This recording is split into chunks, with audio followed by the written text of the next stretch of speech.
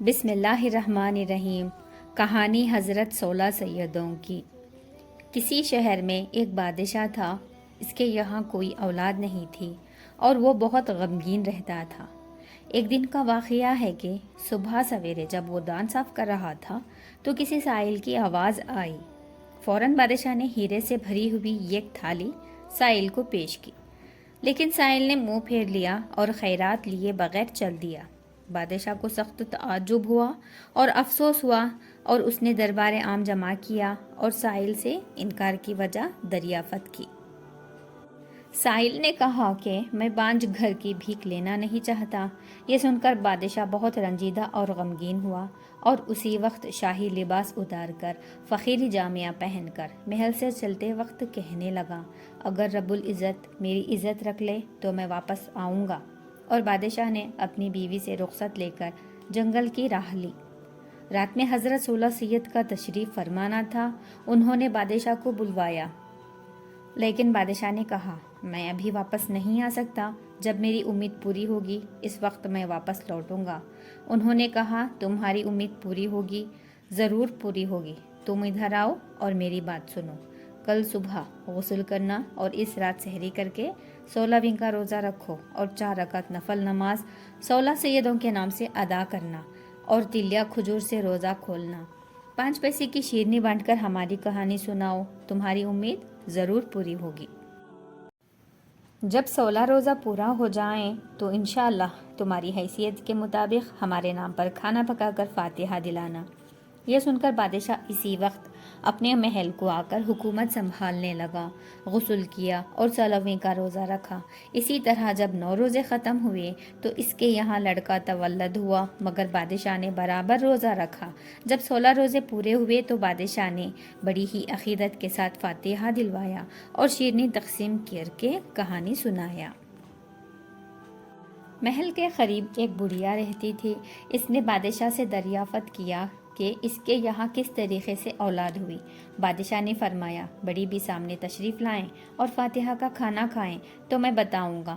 جب بڑھیا شکم سیر ہو کر کھا چکی تو بادشاہ نے 16 سیدوں کے نام کے روزے رکھنے کی برکت کا ماجرا سنایا۔ بڑھیا نے بھی منت مانگی کہ میری غریبی دور ہونے کے لیے روزے رکھوں گی۔ وہ بھی روزے رکھتے رہی۔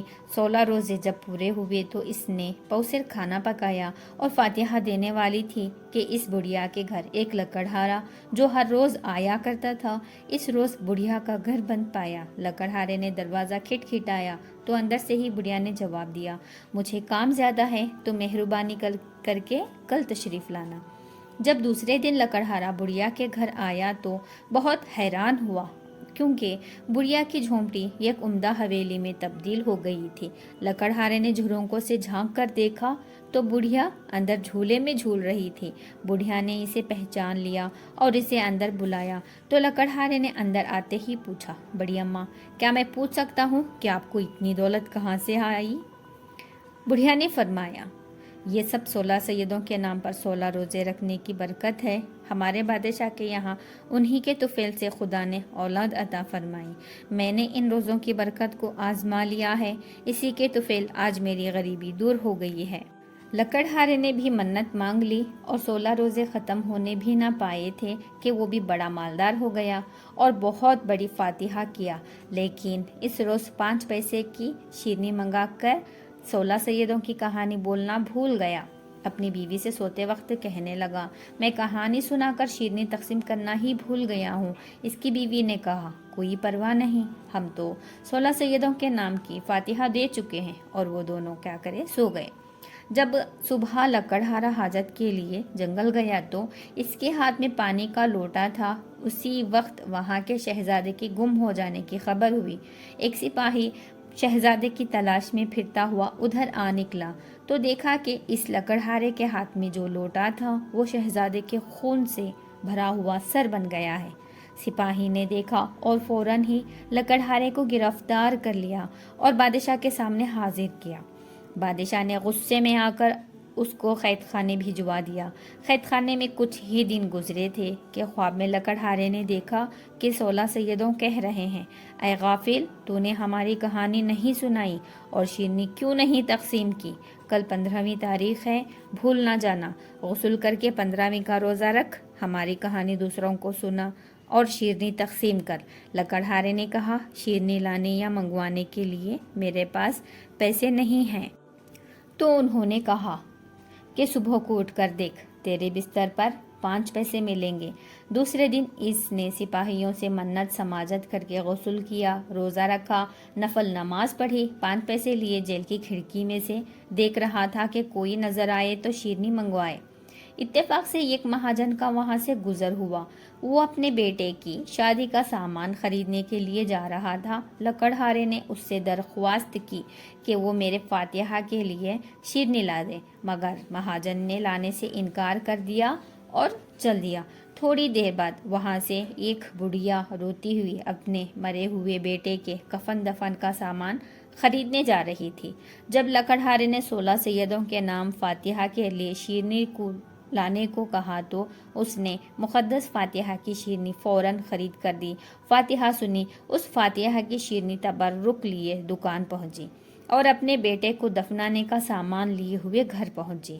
یہ دیکھ کر اس کی حیرت کی انتہا نہ رہی کہ اس کا بیٹا زندہ و سلامت کھڑا ہے۔ اس کو معلوم ہوا کہ یہ 16 سیدوں کی کہانی سننے کی برکت ہے، اور جس مہاجن نے شیرنی لانے سے انکار کر دیا تھا، اس کا بیٹا جس کی شادی ہونے والی تھی وہ مر گیا ہے، اور جو شہزادہ گم ہو گیا تھا وہ راستہ بھول جانے کی وجہ سے پوچھتا ہوا واپس آ گیا۔ بادشاہ کو بہت افسوس ہوا کہ اس نے ناحق بے قصور لکڑہارے کو قید کر رکھا ہے۔ لکڑہارے کو بلوایا اور کہا کہ ہم سے خطا ہو گئی، اللہ کے لیے ہمیں معاف کر دو۔ لکڑہارے نے کہا، جہاں پناہ یہ خطا آپ سے نہیں مجھ سے ہوئی ہے، اس کی مجھے سزا ملی ہے۔ بادشاہ نے پوچھا کہ تمہاری خطا کیا تھی؟ لکڑہارے نے کہا، جہاں پناہ میں نے 16 سیدوں کی کہانی پڑھنا اور شیرنی تقسیم کرنا بھول گیا تھا، جس کا عذاب ہم پر نازل ہوا تھا۔ بادشاہ نے بھی منت مانگ لی۔ لکڑہارا اپنے گھر جا کر عیش و آرام کی زندگی بسر کرنے لگا۔ بس اے عزیزو، جو کوئی صحیح حاجت رکھتا ہو وہ 16 سیدوں کے نام سے 16 روزے رکھے، 4 رکعت نماز نفل ثواب 16 سیدوں کے نام سے پڑھ کر بخشے، یہ کہانی دوسروں کو سنائے اور شیرنی تقسیم کرے۔ خدا کے فضل سے اور حضرت محمد مصطفیٰ صلی اللہ علیہ وسلم کے طفیل و برکت سے اپنی مراد بر آئیں گی۔ آمین ثم آمین۔